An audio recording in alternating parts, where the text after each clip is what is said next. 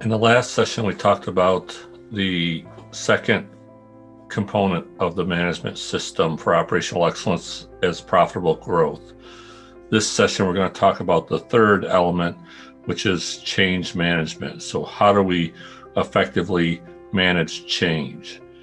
If we don't manage change effectively, then the system will not remain stable and capable, and we won't create that continuous improvement culture. So one of the key elements is effectively managing change.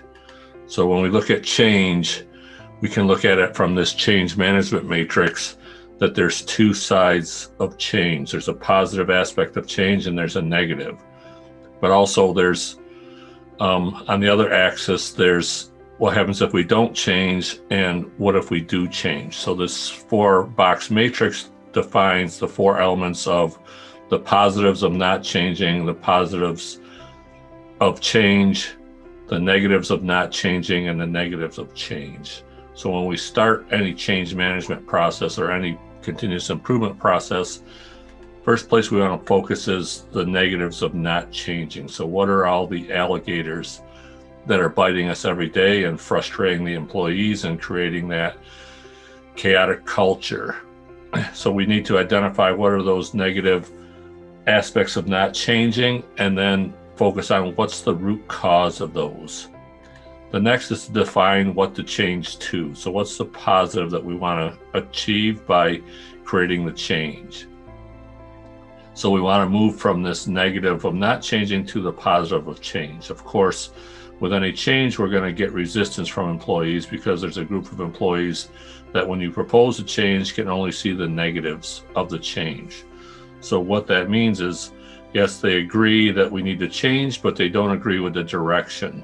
And whatever direction we chose, they see a bunch of negative implications to that direction of the solution. So they say, yeah, but I agree, but there's 5 things that I see that are going to happen as a result of the change.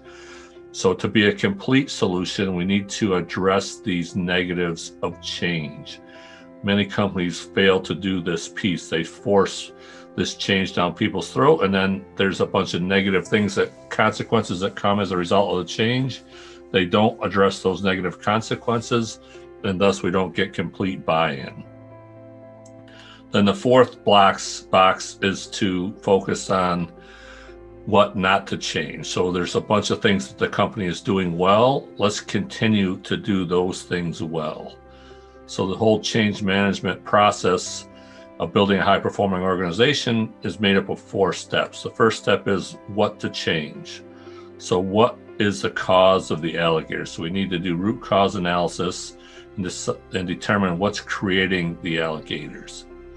Then second step is what to change to. So define what the pot of gold is, or define the objective of the change, what you're trying to accomplish. The third step is how to cause a change. So to be a complete solution, it needs to eliminate the alligators.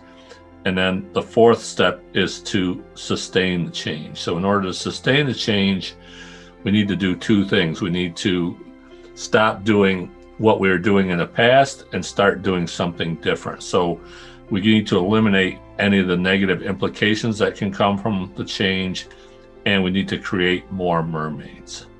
So this is the basics of the change management process.